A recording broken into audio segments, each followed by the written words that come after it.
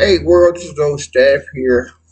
This is another update about their terrorist activities here at the Days Inn at 1780 Ariel Plaza Drive, Colorado Springs, Colorado 80916. Let's see, yesterday I believe was January the 15th between the hours, I would say 8 and 10 o'clock. I was outside smoking a cigarette. And one of the staff members, the white young lady, came outside and told me to turn on the heaters, you know, to my room.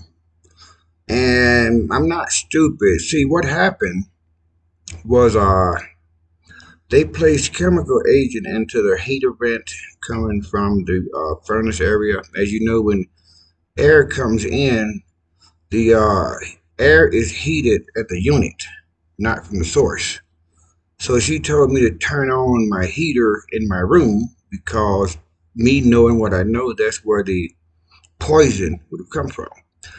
And she did not go to the other room to turn on the heaters. Now, with it being cold as it was last night, about -4 or -5 degrees, the appropriate thing to turn on would have been the water to keep the pipes from freezing.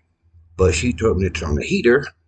Then she made it look like it was an urgent matter, so she ran across the street to Super 8.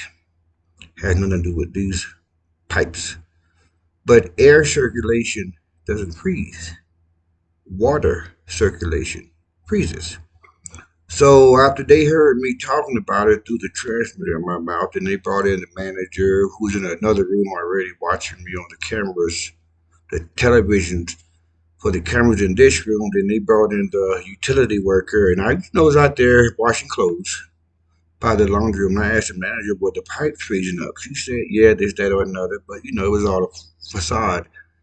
They brought in the managers to clean out the pipe. Now, as I was walking out my room before I went to smoke my cigarette, the front desk clerk was right by the hallway looking at me come out of my room. And as I walked outside, she came down here. Now, she's a young lady with no HVAC experience whatsoever. So I'm thinking, how would she know that pipes are frozen and she doesn't know what a frozen pipe looks like or what to do to resolve the issue? Right? She wouldn't know. But their intent was to get me to get the air into my room. Now, pull the pipes, you will see residue from the microorganisms of the chemical agent that they use.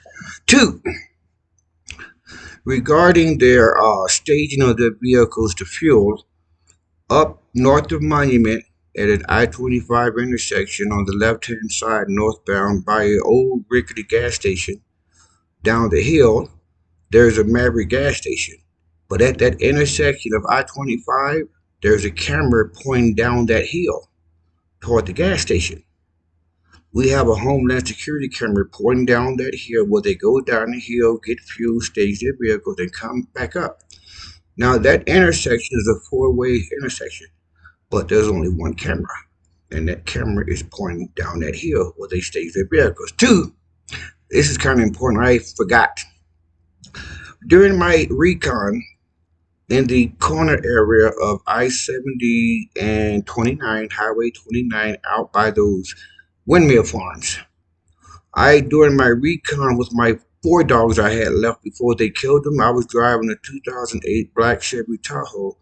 I found 7 communications array systems that did not belong to America. Since I was in my SUV that had GPS, at each site, I did a GPS location, got an 8-digit longitude, 8-digit latitude. I sent it up the chain. They got it. Those are communication array systems that they use to communicate with their counterparts and also in Russia. Now, I also noticed when I would head up to the Broadmoor on South Circle, there's a bank to the left just before you enter the complex of the Broadmoor. That is their financial institution where they receive their laundered money. I don't know the name of it. I'll probably get it sooner or later. But the bank is on the left-hand side going up North Circle. And I'm quite confident that is the financial institution where they receive their funds from our government systems, i.e. VA, Social Security, and I'm quite confident as well, is that's where they forward money to the leadership and also to President Putin in Russia. And because it is a financial institution, electronic transmissions follow the money. You'll find out from that bank where the money is coming from and where the money is going to.